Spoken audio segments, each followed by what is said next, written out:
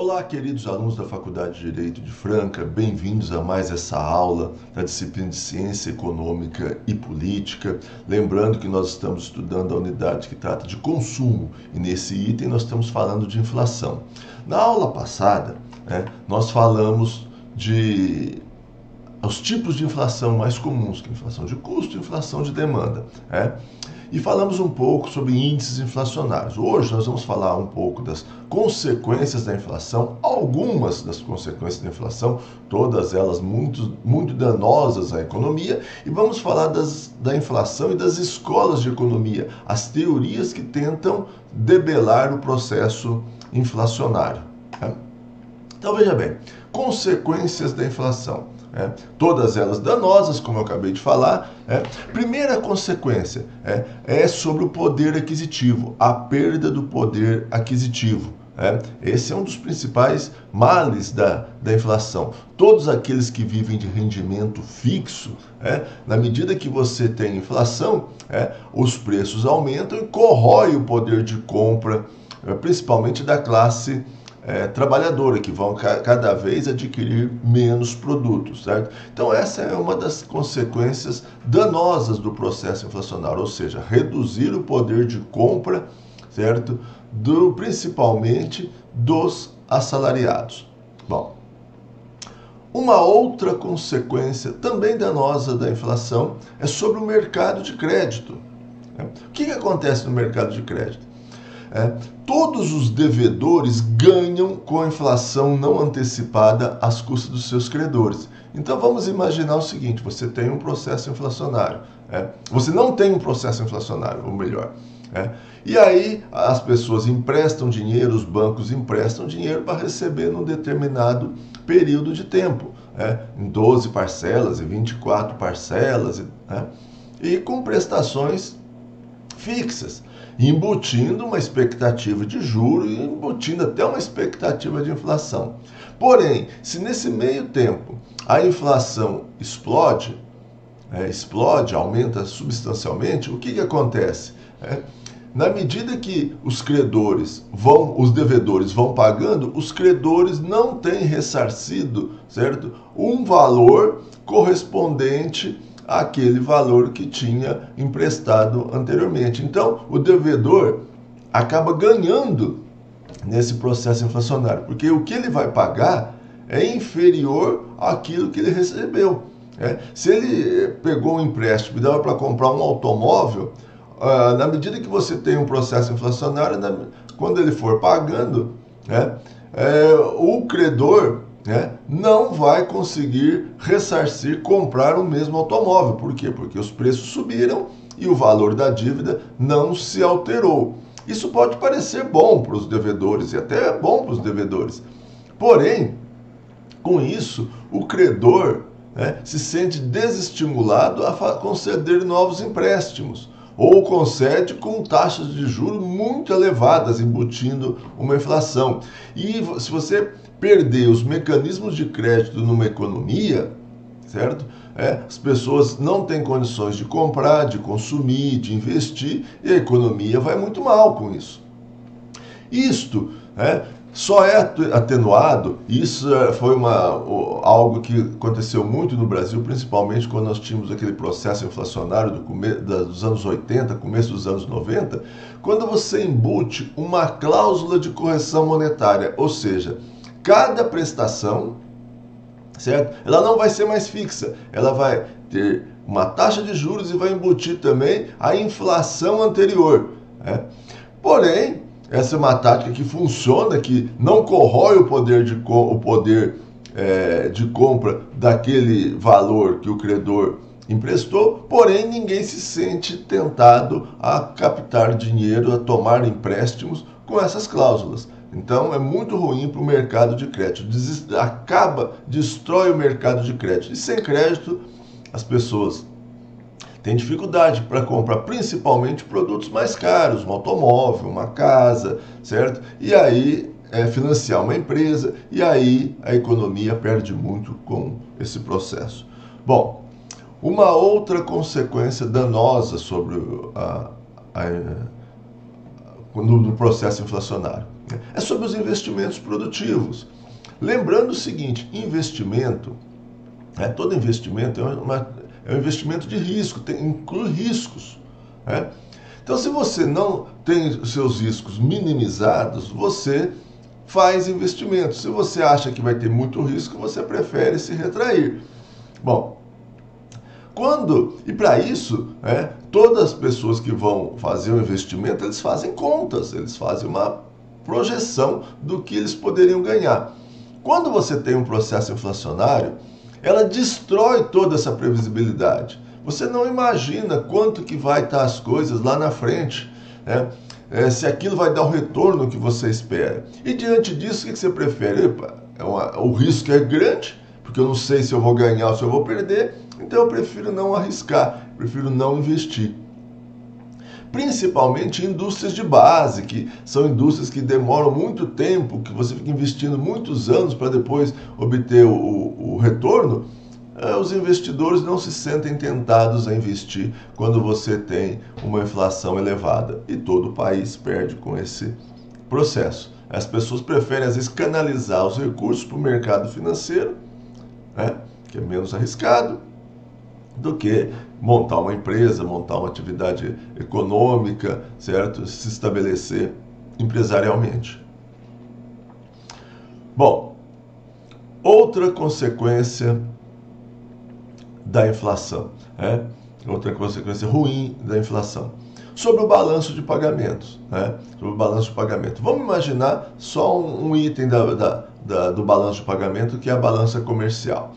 Se os preços aqui sobem, certo? Porque nós temos inflação, e lá fora não sobe, qual que é a consequência? A consequência é que as pessoas vão se sentir estimuladas a importar, porque o preço lá fora não subiu.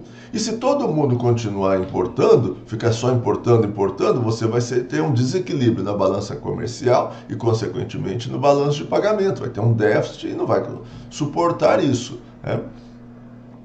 Então, esse é a principal consequência. Bom, aí, o que se fazia aqui no Brasil e o que se faz nesses processos? Você desvaloriza, certo? O dólar, certo? Você desvaloriza a nossa moeda, desvaloriza o câmbio. Então, se o dólar vale 5 hoje, amanhã ele vale 6, depois ele vale 7, ele vai acompanhando o processo inflacionário. Desta forma, os preços dos produtos importados também vão encarecendo na medida que encarece os preços locais.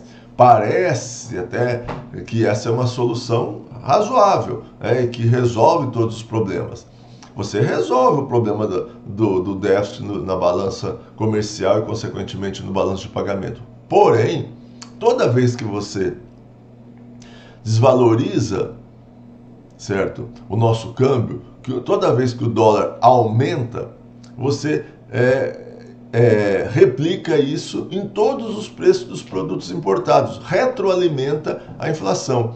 Então, por conta da inflação, você tem que desvalorizar o câmbio. E toda vez que você desvaloriza o câmbio, você alimenta a inflação novamente. Então, fica um círculo vicioso, como se fosse o cachorro correndo atrás do rabo, e a inflação só aumentando por conta desse início de processo inflacionário. Uma outra consequência, a gente poderia ficar aqui falando de várias e várias, vamos citar só essas 5 aqui, sobre o papel orientador do mercado. É bom que a gente saiba o seguinte: os preços têm uma função muito importante na economia. Os preços estão nos orientando. Os preços estão orientando o consumidor a comprar mais ou comprar menos, comprar esse produto, não comprar o outro produto. Estão orientando os investidores a investir nesse produto, a não investir em outro produto. Então os preços estão o tempo todo nos orientando. Se você tem um processo inflacionário, a inflação é tão maluca, sobe e desce tão repentinamente, que você perde essa orientação. Hoje em dia, a dona de casa, quando sai para a feira, ela sabe quanto custa o leite, quanto custa o pão, quanto custa a carne, quanto custa o tomate. Ela tem isso daí. Se o preço está mais alto, ela compra menos. Se o preço está mais barato, ela compra mais. Ela tem essa orientação. Quando você tem um processo inflacionário muito alto, a pessoa perde essa orientação. Então, de repente, ela vai lá, ela está comprando um produto que está caro e perdendo dinheiro, certo? Ou está deixando de comprar um produto barato porque ela perdeu completamente a orientação, né? Quando os preços sobem, estão dizendo para as pessoas, compre menos, né? Quando os preços sobem, eles estão dizendo para o produtor, produza mais. O produtor também não vai ter qualquer orientação, e vai alocar muito mal os seus recursos, porque ele não tem orientação. Ele perdeu a referência. A dona de casa perdeu a referência. E isso distorce todo, desorienta o sistema empresarial e as pessoas conduzem muito mal a alocação dos seus recursos, que são escassos, que são difíceis de serem obtidos. Bom, essas são algumas consequências da inflação. Eu citei aqui 5, como eu falei, mas teriam muitas outras, todas elas danosas à economia. A inflação destrói a capacidade de uma economia. Certo? Bom, agora que nós falamos de algumas das consequências da inflação, vamos falar das escolas de economia, ou seja, as principais correntes de pensamento que tentam, certo? Dar respostas, ou seja, apontar soluções para debelar o processo inflacionário. A primeira grande corrente, por sinal muito em voga nos dias de hoje, são os chamados monetaristas, principalmente ligado à escola de Chicago, Milton Friedman, certo? Então todos os economistas hoje têm essa tendência muito monetarista. Bom, o que quer dizer isso? Para esses monetaristas, a inflação resulta do excesso de moeda em circulação. Ou seja, você tem, num determinado momento, você tem mais moeda do que produto. A quantidade de moeda crescendo mais do que a quantidade de produtos. Então, pela lei da oferta e da procura, você tem um processo inflacionário. Todo mundo com muita moeda e pouco produto. E os preços sobem. Isso é um processo inflacionário clássico, principalmente por conta de uma inflação de demanda. Então, o que os monetaristas propõem? A solução para eles é fácil. Se tem muita moeda e pouco produto, você tira a moeda da economia. Ué, como tira a moeda? Simplesmente enxugando a liquidez. Você aumenta a taxa de juros, certo? Aumenta o depósito compulsório, reduz a liquidez, certo? Tira dinheiro da economia, contém o déficit, corta despesa, corta gasto público, e com isso você reduz a inflação. A que custos? Enormes, porque toda vez que você reduz a quantidade de moeda, reduz o consumo, você está possivelmente provocando uma retração da economia, empregos serão perdidos, empresas irão quebrar, atividade econômica irão falir. Você reduz a inflação? Reduz. É o que todo mundo está fazendo agora. Mas é um processo muito duro. Infelizmente, tem um ditado que diz o seguinte: não há parto sem dor. Então, essa é a principal mecanismo que tem sido tomado hoje para conter a inflação. Segundo os monetaristas, é um custo elevado, mas resolve. É um remédio amargo, mas resolve. Bom, o que se recomenda hoje é o seguinte: começou a aparecer a inflação, começa a debelar ela logo no início, não deixa ela se avolumar, crescer, porque aí o ajuste vai ter que ser muito, muito forte. De uma forma ou de outra, é o que está acontecendo hoje no Brasil. A inflação começou a aparecer, o governo começou a fazer o quê? O Banco Central começou a aumentar a taxa básica de juros. E com isso vai ficar mais difícil para você comprar um automóvel, comprar uma casa, contrair um empréstimo, certo? Por quê? Porque vai enxugar a liquidez da economia, o dinheiro que existe na economia. Debela a inflação? Debela, mas a duras penas. certo? Essa é a proposta, a teoria dos chamados monetaristas, que se contrapõe à teoria dos estruturalistas. Então, ó, monetarista tira moeda. Estruturalista já é uma proposta diferente. Segundo eles, a inflação, os estruturalistas estão muito ligados à corrente cepalina, certo? Celso Furtado, Maria da Conceição Tavares, Raul Pebrich, certo? A visão da CEPAL. CEPAL era a Comissão de Estudo e Planejamento da América Latina, um órgão que existe até hoje, que foi muito influente nas economias da América Latina em toda a década de 60, 70, começo dos anos 80. Hoje ela perdeu um pouco a sua adesão, né, a essa escola. Eles imaginam o seguinte, que a inflação é própria principalmente de economias em desenvolvimento, certo? Que tem deficiências da sua estrutura produtiva, né? E também acontece isso, você tem mais moeda do que produtos a serem oferecidos. E você tem um processo inflacionário.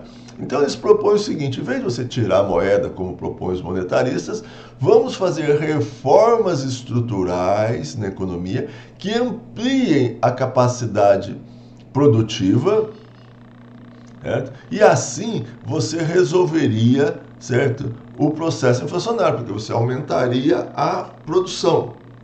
É romântico, é bonito, existe uma lógica matemática por conta disso. Porém, é bom que a gente entenda o seguinte, como que eles imaginavam essas reformas estruturais? O Estado estimulando, distribuindo renda, estimulando o mercado interno, políticas industriais, reformas agrárias, gastos públicos em infraestrutura, ou seja, reformas comandadas pelo Estado. Como que o Estado vai fazer isso sem dinheiro? Ele tem que pôr mais dinheiro. E aí você aumenta ainda mais o processo inflacionário. É muito bonito falar isso. Tanto é que foi muitas vezes tentado, certo? Eram as chamadas medidas heterodoxas. Ortodoxas seriam as monetaristas, heterodoxas, né? Então, em outras palavras, vamos investir para aumentar a produção, para aí você não ter o processo. Só que para investir você precisa de mais dinheiro, e aí você desequilibra mais ainda o processo inflacionário. E aí, a solução disso também seria a longo prazo. Como estimular o crescimento econômico para dissolver a pressão inflacionária? A economia não cresce da noite para o dia, não é igual tirar moeda que se tira da noite para o dia. Crescer a economia demora muito tempo, né? Resultado, nunca funcionou. O que se fala hoje é o seguinte, reformas estruturais, melhorar a estrutura produtiva de um país tem que ser feita independente de processo inflacionário, né? E toda vez que você tiver um processo inflacionário, no início dele, bem no início, detecte-o, veja as causas, tenta corrigir, se for necessário algum ajuste monetário, faça, mas não deixe a inflação, certo, aumentar. É o que se preconiza hoje, as principais cartilhas, certo, de combate à inflação. Bom, pararíamos aí se nós estivéssemos dando aula em qualquer outro país, mas nós estamos no Brasil e o brasileiro é muito criativo, né? E aí, quando nós tivemos um processo inflacionário lá na década de 60, final dos anos 60, inflação é um mal, então toda vez que aparece uma inflação em qualquer país, vamos acabar com ela, é um mal, nós temos um problema. Aqui no Brasil decidiu-se uma coisa diferente. Vamos conviver com a inflação. Ora, mas como conviver com a inflação? Criaram uma fórmula, chamava correção monetária ou atualização monetária. Funcionava da seguinte forma, todo mundo poderia emprestar, fazer contratos, fazer negócios, fazer empréstimos, fazer tudo e colocar, e era legal isso, e é legal de certa forma até hoje ainda, nós não conseguimos extirpar isso, cláusulas contratuais estabelecendo reajustes de acordo com a inflação. Qualquer país do mundo, você vai alugar, vamos supor, você vai num país desenvolvido, eu quero alugar um imóvel, quanto que é? $1.000 mensal. Ah, quero fazer um contrato por 5 anos. Tá bom, 5 anos. Quanto? É $1.000. 5 anos, $1.000. Aqui não. Você fala, o valor do aluguel é se fosse aqui no Brasil, R$1.000, sendo que a todo ano ele será reajustado de acordo com a inflação passada.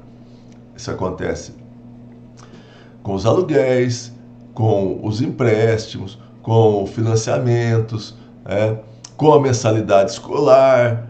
Ninguém, certo, faz negócio a longo prazo aqui no Brasil se não incluir cláusulas de reajuste inflacionário. A princípio, isso resolveria a situação. Mas olha bem que bola de neve acontece. Num determinado ano, vamos imaginar, você tem uma inflação de 10%. Ora, se você teve uma inflação de 10%, todo mundo no final do ano vai querer reajustar a casa própria, os salários, os aluguéis, todos os contratos, 10%. Então, tudo vai subir 10%. O preço do pedágio vai subir, a energia elétrica vai subir, tudo vai subir 10%. Logicamente, no ano seguinte, quanto que vai ser a inflação?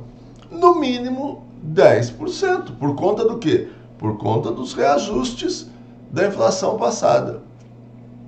E aí você tem inflação nova. Porque a inflação não foi debelada ainda, você só maquiou ela. Você tem mais 10 de inflação nova. Aí no ano seguinte, a inflação não vai ser 10, vai ser 20.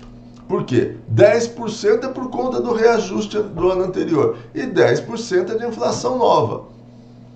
E aí, no terceiro ano, você vai ter o quê? Um reajuste de todos os contratos de 20%. E aí vira uma bola de neve. A inflação começa com 2, 5, 10, 15, 20, 30, 40. Pum. Aí o que os governos faziam? Chegava um determinado momento, começou isso em 1986. 1986, com o chamado Plano Cruzado. Vamos fazer o seguinte, se tudo está subindo, vai subir 50%, por exemplo, por conta da inflação passada, vamos combinar de tudo subir zero. Certo? Ou seja, vamos congelar preço, congelar salário e ninguém vai subir nada. Porém, nós continuávamos tendo um processo inflacionário. E continuávamos tendo a necessidade de reajustar.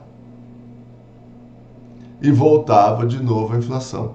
Aí ela começava de novo. 1, 2, 3, 4, 5, 10, 20, 30. A inflação está muito alta. Está alta por quê? Certo? Por conta da indexação. Porque todos os contratos são indexados à variação da inflação, à variação do custo de vida, certo? Então a inflação é indexada. E aí surgiu os chamados inercialistas. O problema da inflação é a inércia, essa bola de neve. Então vamos quebrar a inércia. Se tudo vai subir 30, vamos tudo parar no zero.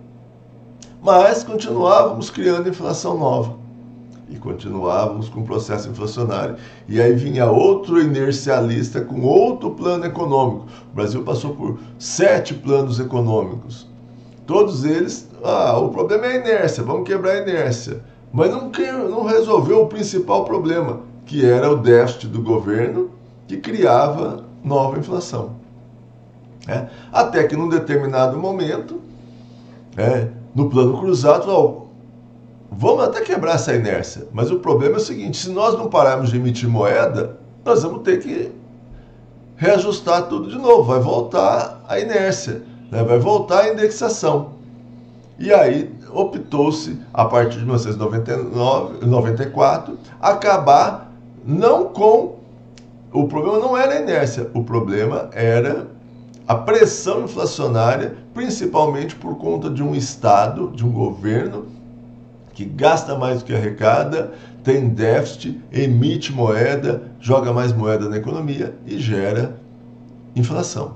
certo? Então o problema não é a inércia, o problema é a pressão inflacionária que faz surgir a inércia, que faz surgir a indexação. O ideal é que você tenha, assim como em qualquer lugar do mundo, uma inflação puramente residual, 0,5%, 1%, 2%, o máximo ao ano.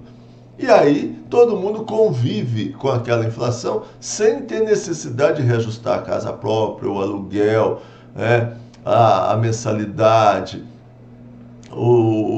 todos os preços, os salários. Ninguém tem necessidade, fica todo mundo feliz para sempre, né? Com a moeda estável. Aqui não. Aqui nós convivemos bem com a inflação, né? Acostumamos a conviver. Tanto é que a inflação aqui no Brasil está aumentando e está todo mundo sobrevivendo, certo? Está todo mundo vivendo, porém, todo mundo no ano que vem vai querer reajuste do salário, reajuste na casa própria, reajuste no aluguel, reajuste na mensalidade escolar, reajuste no pedágio, em todos os preços, todos os salários, e aí a inflação não vai acabar nunca, certo? Bom, então essas são as principais correntes que tentam explicar o processo inflacionário. Tá ok? Bom, na nossa aula síncrona, a gente pode debater mais cada um desses tópicos aí, com esse fechamento aqui nós concluímos a nossa matéria, o nosso tópico que quis tratar de inflação, muito embora é um assunto muito grande, e dentro em breve discutiremos melhor esse e outros assuntos. Até breve!